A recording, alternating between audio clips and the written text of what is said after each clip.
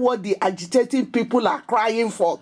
They are not interested to hear their complaint. All what they are interested to label them, to tag them that they are criminals. They are not interested to hear that these people need revolution. They want to rule themselves. They want more opportunity.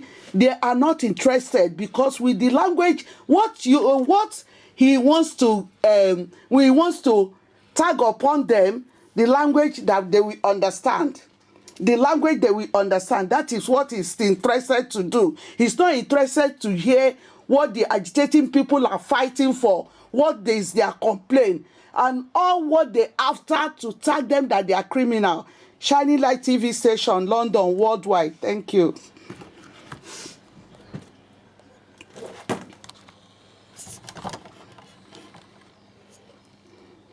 Homogeneous country in the world.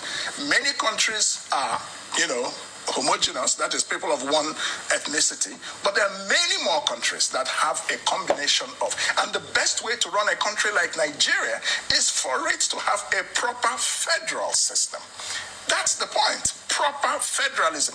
Give people space to grow and pursue their aspirations within the same country. But there shouldn't be over-centralized control from the center. And that's what we have today. That's part of the problem. Why don't we go and address that root issue rather than, just... The root issues are there. Yes. They have been articulated even by groups that are not considered extremists, so to speak. Exactly. Of course, one would think that maybe sometimes government usually waits until something gets a bit extreme before they begin to address some of the issues, as we see even with things like strikes, labor unions and agitations. But you said something about constitution and federalism, and some people will say it would seem that conversation is happening also about the appropriate time, because the National Assembly is undertaking a constitution amendment. This is the time which they're going around the country now and engaging the public in terms of what they'd like to see in the constitution. For you, what do you think are some of the things that hamper and hinder our development in this current constitution that you'd like to see amended or taken out? You cannot have a secure country in a country like Nigeria today without state police. It's not possible. The federal government is spread too thin. They're overstretched. That's one. Secondly, you cannot have a prosperous economy in Nigeria today with control, with resource control, resting in the central government. That is a core breach of the principles of federalism. That's not the oil in Alaska, in America, belongs to Alaska. It doesn't belong to Washington. And so in Nigeria, when you say the oil in the Niger Delta or the gold or in Zamfara or the nickel in Kaduna belongs to the federal government, and then they will now take their share and allocate to the states or the local governments. That is to put federalist principles upside down. It is the sub-national units that sit over those resources that are supposed to have complete control over them, and then under a constitutional formula remit some part of that, their revenues to the federal government. That's proper federalism. So these are some of the things we see. We have 68 items or so on the exclusive legislative list of the Constitution. That is by far too much. It shouldn't be more than 20 or 25 at any rate. And most other things should come down to the governments of the states or the regions. And the third problem is that in a proper federation, there should only be two tiers of the Constitution: the central government and the subnational government. Local governments are not supposed to be in the Constitution. It is the subnational governments that are supposed to create local governance as they wish. So these are principles of federalism that everybody who is educated in constitutional matters or political matters understands. But because we had many years of military rule, you find that there's a very top-heavy approach to the powers of the central government. And I think this is what is causing the problem, especially in the area of security and especially in the area of the economy. Nigeria will never prosper so long as we have this current type of regime, because it makes everybody lazy. All the money from oil comes to the federal government, so all the politicians fight for control of the federal government. And you go to the federal government, there's nothing much productive going on. You find them waiting for oil to balance their budget, and when oil prices crash, they go a-borrowing. And we know that whoever goes a-borrowing goes a-sorrowing. That's why we're having the economic mess we're having, because of the constitutional construct of the country. Well, I don't know how hopeful you are, because this is not the first time we're doing a constitutional amendment, and there are those who say, oh, so far so good. The Constitution is as bad as it might look, or as terrible as it is. We haven't... This is Shining Light TV station, London. I will chip into what the newscaster is saying. If you people are doing constitution amendments, when I was in the Romanian people want to leave the Russia, they cast the vote.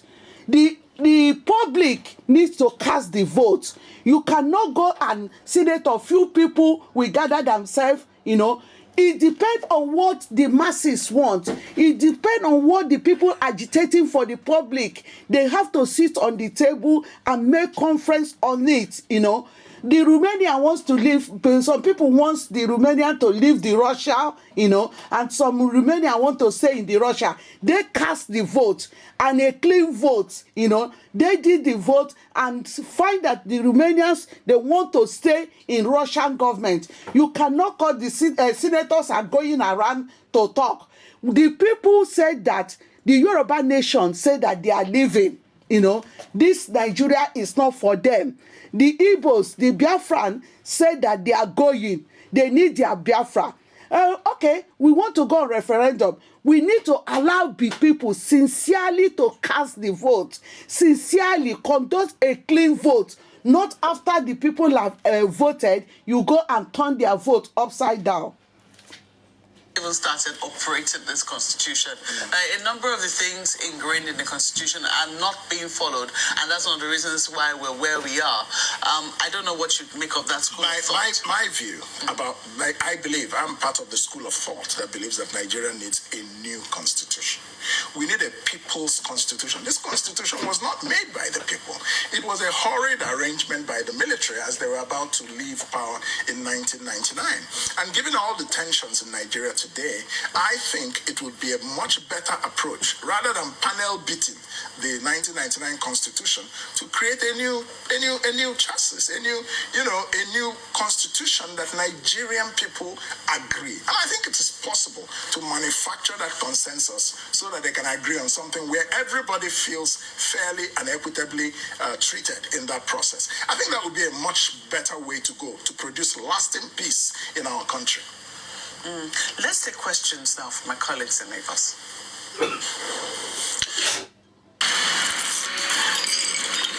Are you so ready? Go with Groupon. Hello, I'm Jamie from Nested, and I am the area manager for Islington. So I became an estate agent in... Thank you, Mark. Mr. Mogalu, Dr. Mogalu, one category of people that I am particularly concerned about are the youth. And even in the process that you have talked about, one of the monarchs also asked the members of the National Assembly at that forum that how come youth weren't represented at the meeting where they had, the members of the National Assembly, monarchs, and the rest of them. Perhaps it's a challenge of engagement as opposed to that of real, hard, true, progressive conversation with the youth. Is it a challenge of, okay, we don't know how to engage them, or we don't need to engage them? What's your thinking? Well, my view is that the youth are fundamentally not engaged in any conversation about Nigeria's future. That is wrong. Every society must really pay priority attention to its youth, because the future of that society depends on the young people.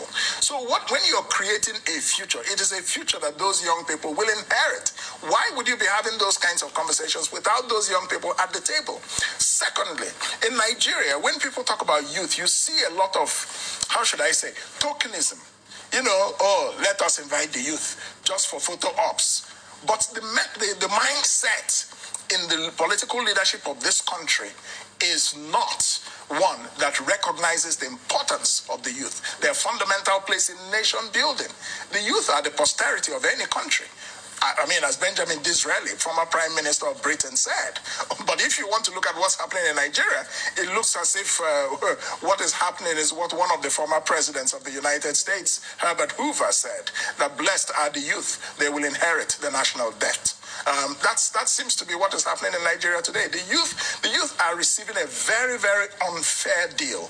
Look at youth unemployment. Look at the unemployment in the country, 33%. Most affected are the young people. People are out of school for 10 years, no jobs. So the whole architecture of the country, the whole architecture of its politics needs to reflect the youth at its core.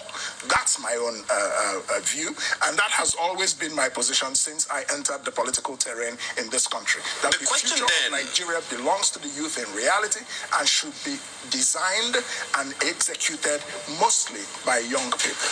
Exactly. The question then would be the process of engaging these young people. You know, they form the core of the, those who vote, the voters in the country, they form the core of the population. So the process, the challenge then is, how should we as a nation, from the leadership, be engaging the youths, whether at the federal level or at the... This is Shining Light TV station, London. I'm trying to chip into what the man is saying, that how will they engage the youth? What are you trying to say? Somebody in this United Nations, when you are 18 years, you are an adult. For the panel they set up, they made the youth, you know that the youth came and complained. On that panel, I did not see young people. Somebody who have finished university, is no more a child, it's an adult.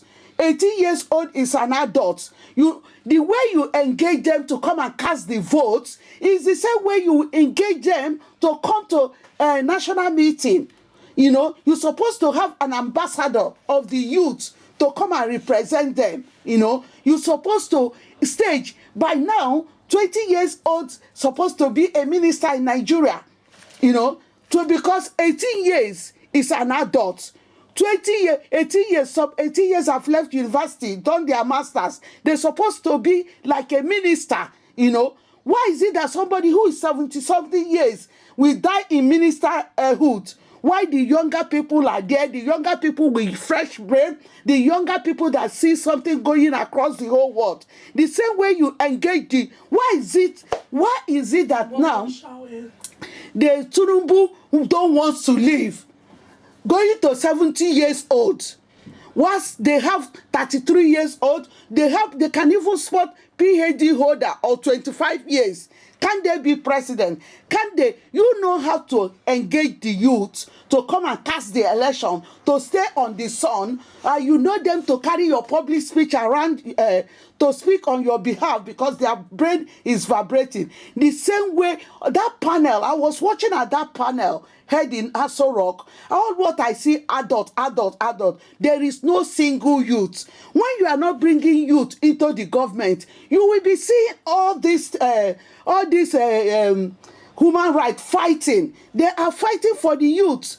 They are fighting for the youth because the youth are the one who is going to boost the economy of the country. The youth are more fresh into few things. Somebody who left university have a lot of energy to invest in the country.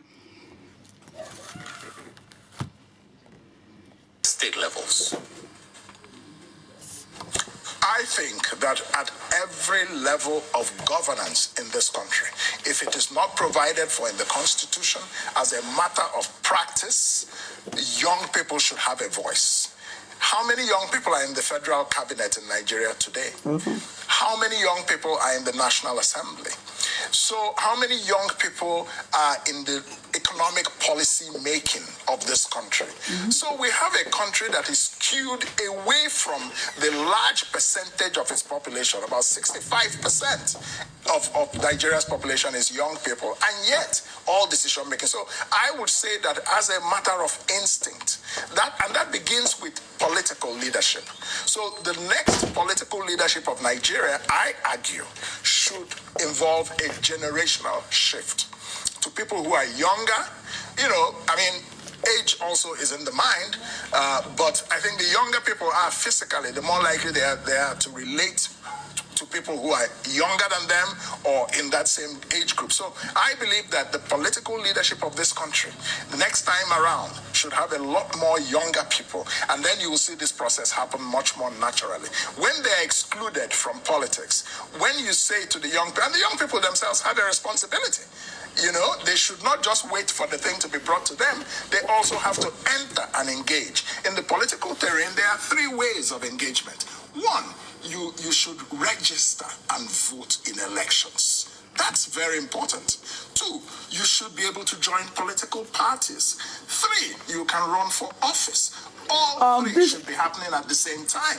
But you find that this is Shining Light TV station, London, worldwide. I had Kingsley saying that the youth should engage. The youth engage, but you don't give them chance. They don't give the youth chance to do something. The youth, we're supposed to see about 25 years old senator, House of Rep. At least we're supposed to get up to 20 House of Rep. Being, as soon as you finish your university, you are an adult. In this international country, you see 21 years old, 25 years old, being an MP. They engage the youth. They don't give them opportunity. Look at NSAS. They came out, you drive them inside. The youth have not got that money to spend. Tinubu now is ready to flood Nigeria with all the stealing money they have done. Where will the youth find money to do all sort of things? The youth have not got the finance to back themselves, because the old cargoes in the government have sit upon the future of this youth. Where have the youth? The youth come out, you don't have money, nobody will listen to you. There is PhD holder who is 25 years, except he's a son of millionaire. You will see them because their parents is ready. The fatherism. Where have the youth got money to run election? You said they are not engaging themselves. They can't engage themselves with empty-handed. They cannot engage themselves with empty-handed. The youth has not got the finance. They are ready, because if the youth can come out, stay in the sun and vote, they are ready to become a senator. If we have up to 30 youth from age 22 to age 30 being a senator in Nigeria, you will see things will change, because they will engage both international and national. But the old cargoes will not give the youth chance. You will see them when they go into a National Assembly, they are sleeping. They cannot pass any bill. They cannot pass any bill because their brain is not function. Indirectly, they will use the youth to type their word. They will use the youth to write all their bills. A lot of young people, they are interested in running for elections, but then they find out that the form for the office is too expensive. But many do not vote, and certainly many do not belong to political parties. Dr. Moghalu, just 1 second. There are a number of things you have.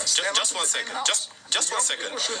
Yeah, just 1 second. You've raised a number of issues, in how the youth can get involved, but then there needs to be exactly how. Should that be happening? And then don't also forget, the trust deficit has been greatly depleted. We'll take that on when we return from this break. Let's do it.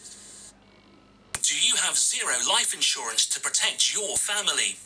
If you died unexpectedly without coverage, who would pay for your funeral or cremation? Everybody is dying now. Well, this is Shining Light TV station.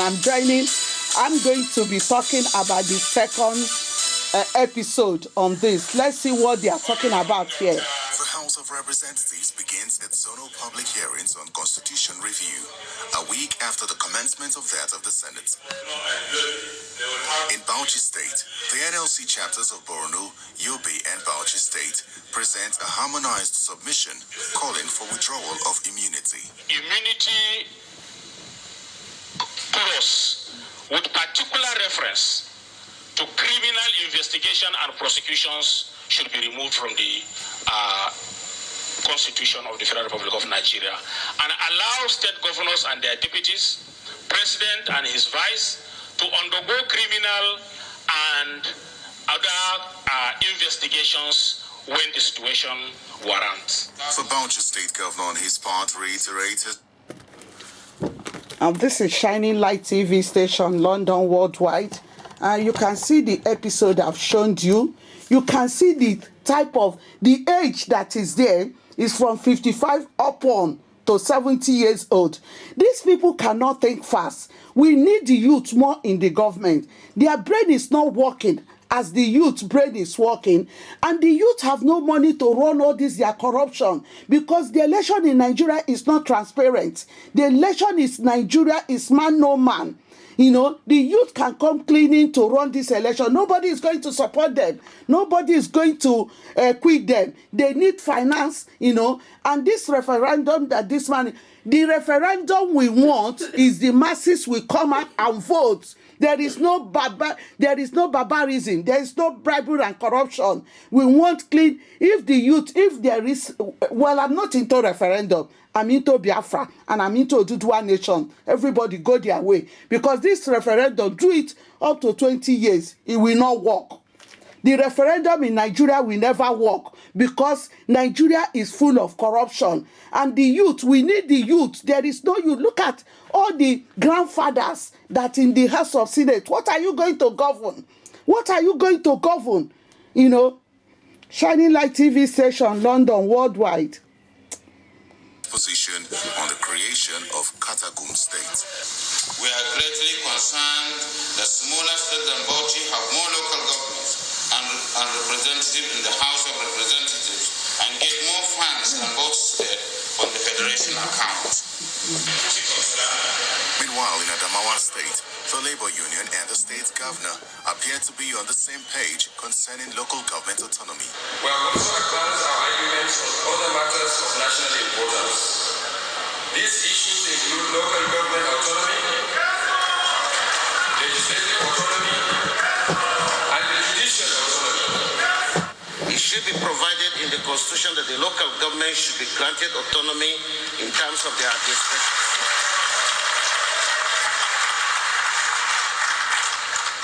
The tenure of office for all local governments should be uniform throughout the Federation.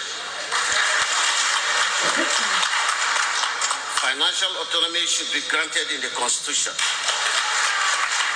Governor Fintiri further advises that there is no perfect constitution anywhere in the world, and what is required is the collective resolve of citizens to allow the available provisions work. Terry Ikomi, Channels Television News.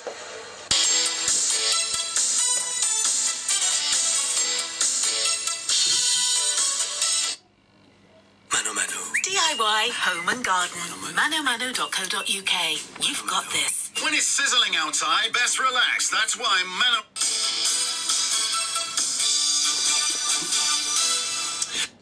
This is Shining Light TV station, London. I'm back. You know, I'm back. Anyway, let us keep on watching what they are trying to say. This video is not copyright. I am not copying anybody. You can see my voice. I'm just using their video to analyze what I want to say, to show people sample. The youth have not been given chance to participate in the government's running of the government, because if the youth want to participate, have they got money to run the thing? Because Nigerian government is full of corruption. Because the youth has no money. How will they register their party? How will they establish they want to become a senator? They want to become somebody to House of Reps. They need money. You will see all these people, billionaires, all these corruption people. Look at the house is full of dead. The heart is full from 55 years old to 70-something years old. That is what I'm seeing there. Shining Light TV station, London, worldwide. Today is 4th of June 2021. I'm making this video because I was shocked with what Buhari said. So the video is quite a long length. So I'm going to complete, and send the message across the whole world. Don't forget what Buhari said, that he will give it to them hard. He will give it to them hard. Remember that word. Let it ring bell in your ear. That what type of hard is he coming up with? Thank you. Shining Light TV station, London, worldwide. Thanks for staying with us. Dr. Moghalu, you have given us three very critical points on how youth can begin to get into the system. And then you have also raised a fundamental issue of funding. How do you think we can address that question of funding, which is a challenge that young people might have in the process of wanting to get into the system? Anything you think the Electoral Act can do in that regard? Yes, I think the Electoral Act should create very, very strict laws, levels beyond which the cost of entering into a political process should never go beyond. And that means that those costs should be made accessible. It should be criminalized for a party to set its forms above certain thresholds where many young people cannot afford. This is one way to open up the system for young people to get involved in politics. There's also a problem of access to funding in economic terms. Before I entered this studio, I was just talking to the Director General of the National Youth Service Corps, Brigadier General Ibrahim, and he was explaining to me some of the, reforms or some of the improvements they're doing in the National Youth Service Corps, including trying to give youth corpers money to set up new businesses when they leave, when they finish youth corps. When I ran for president in 2019, I said that Nigeria needs a massive venture capital fund such that, and we can connect this to the National Youth Service for people graduating from universities as just one portion of that fund to support enterprise from young people who are coming out of university to be able to set up their own businesses. Because part of the problem of the youth in Nigeria, in fact, a fundamental problem, is they do not have economic empowerment. So because of this economic disempowerment, they are disempowered. Okay, this is Shining Light TV station, London. Kingsley, pause there. I agree with you on the economic fundamental empowerment. And another thing I want to talk here about infrastructure that Buhari is talking about. We have a lot of things like in the eastern region, each state is supposed to have at least one international airport. Don't you know how much that one will generate? We have a very big river called River Niger. Why don't we expand it? Talk about that. We need to expand it. It will create that River Niger. If they do it well, it can create up to 2 million people employment. We need a lot of things, infrastructure to expand. Now I come to Tinubu now.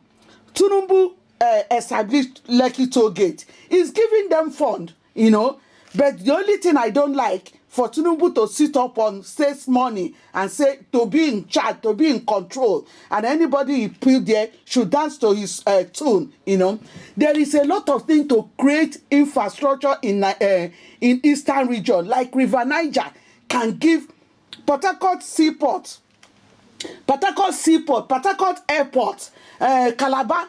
There's a big sea there. A river or a sea, they should expand it, they should invest. They are building estate because the international country have said when they see you in their country with money laundering, you are going to jail. That is why they run back and start investing. They start investing in estate. Estate is good, but expand In fact, they expand what we give people, what we generate economy, what we generate finance, what we boost up people's finance, what we bring, make the economics to boost up. River Niger is something, it's a very big market. That Ochanja market is an international market. Expand it. Not only Nigeria, not only Lagos Seaport can generate money. Thank you. Across the whole board. So this is what I'm saying. Another way to approach issues of the youth, we have a national youth policy. So, we should as much as possible look at this policy and see how to actually make it impact the lives of Nigeria's young people. I don't think enough of this has been done. We also have the avenue of sports. That's another possibility.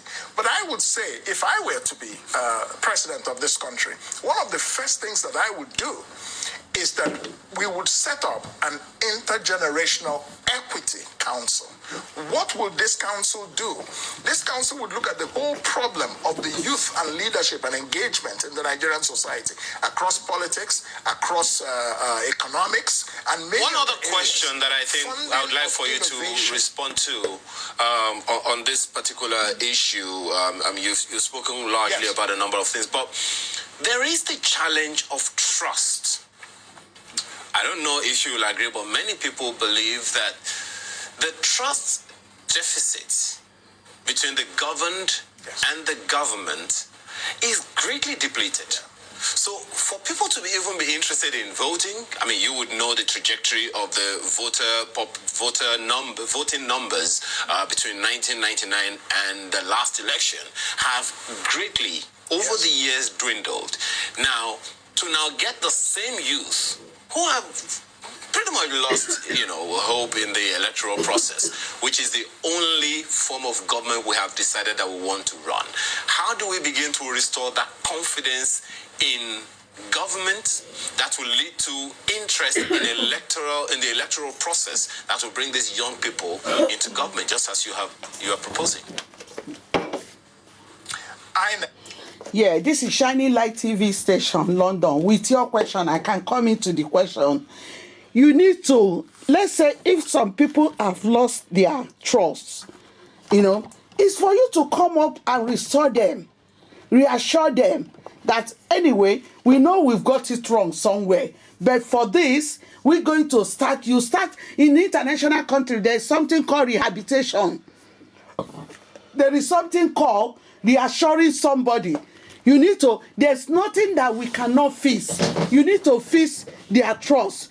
And when you fix their trust, make it permanent. Not when this minister is going, as soon as another minister came in, he will destroy everything and they will start all over and they will be complaining that Nigeria has no government.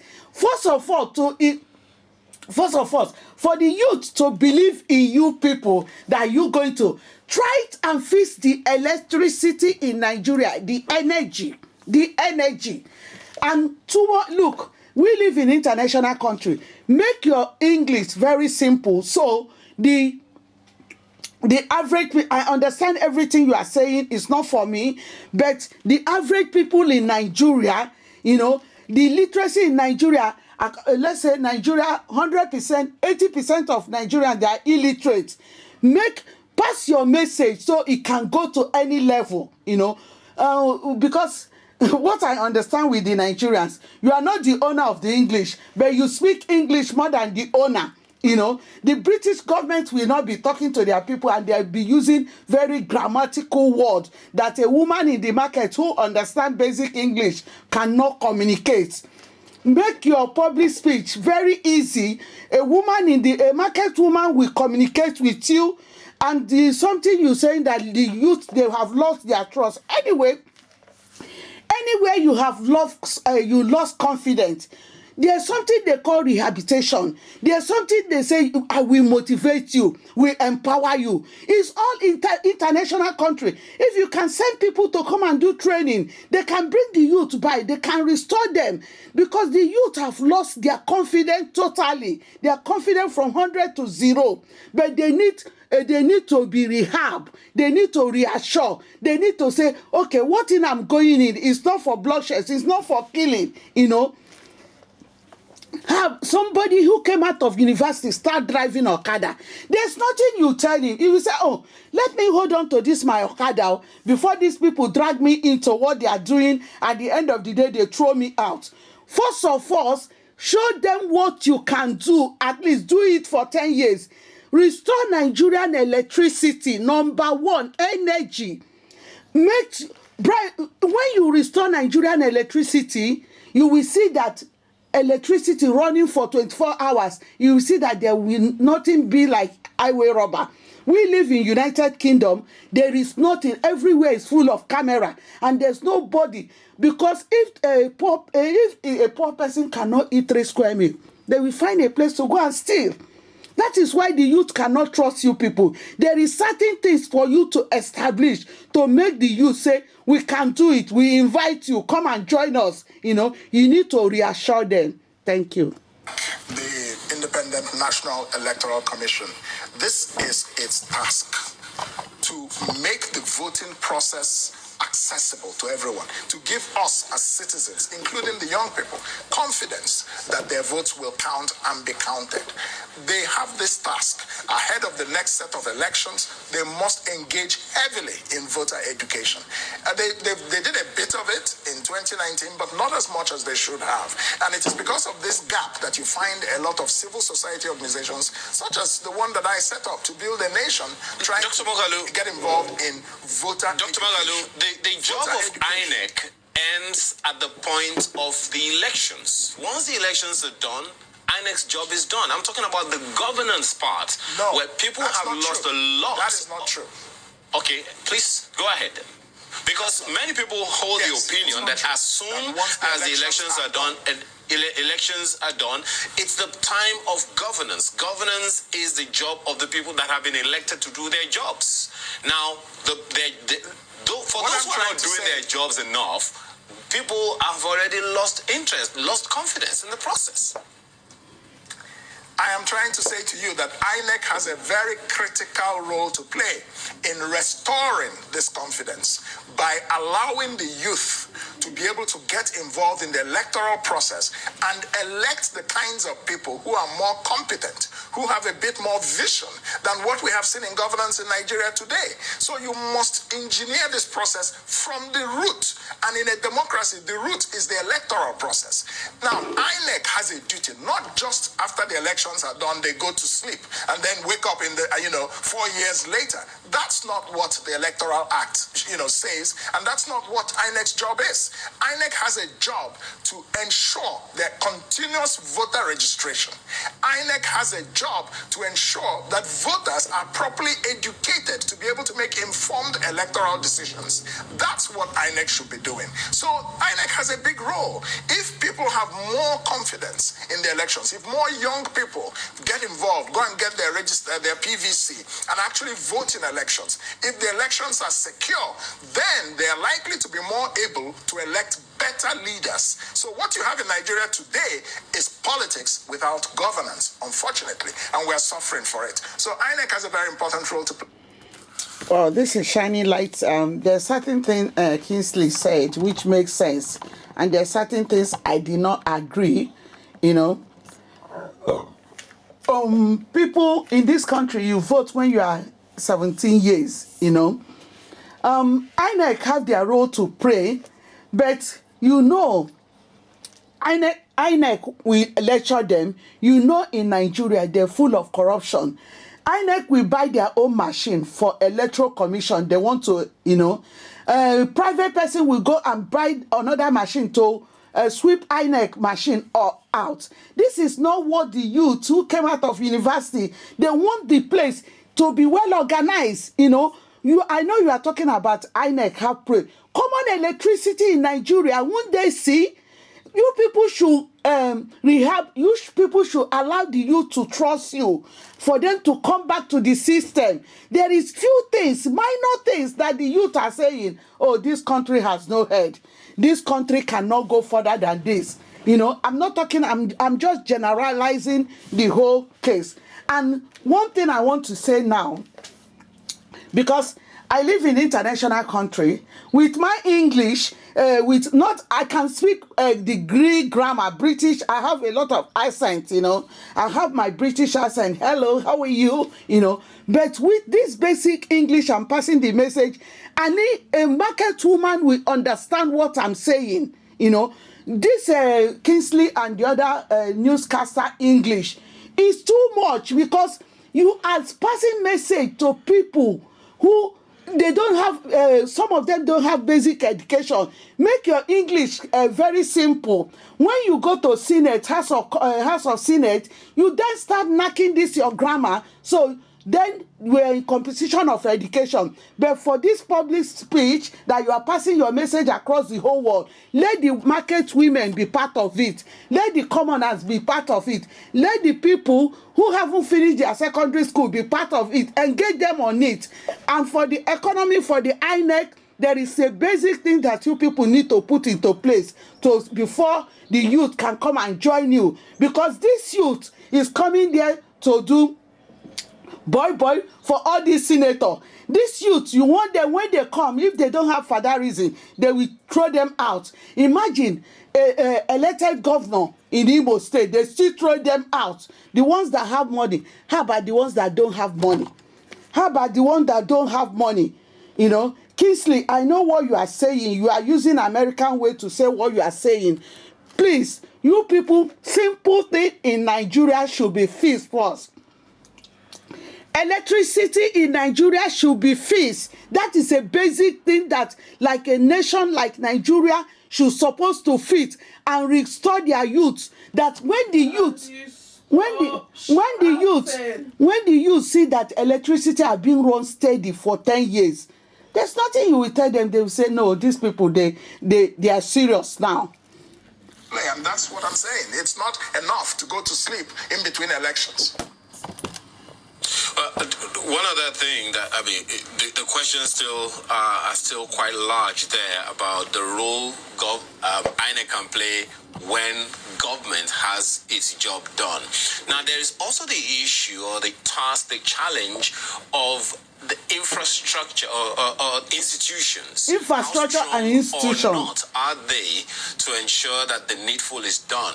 In other climes, I mean, some that you have also, drawn our attention to, the civil service, for instance, has a way of ensuring that the system continues irrespective of who is in office. And there are a number of people who have, including the President of the Senate, who have said that we have a challenge with the institutions themselves being weaker than the individuals that head them in most cases. How do you think we can begin to reverse that trend? Because to a large extent, we seem to look always at the individuals at the top as opposed to the institutions doing what is needful. Yes, I mean, no country can make progress without strong institutions. And the first way to guarantee strong institutions is to have the legal framework of governance tightened up to protect institutions from temporary or transitional politicians who are in office for 4 years or 8 years, as the case may be.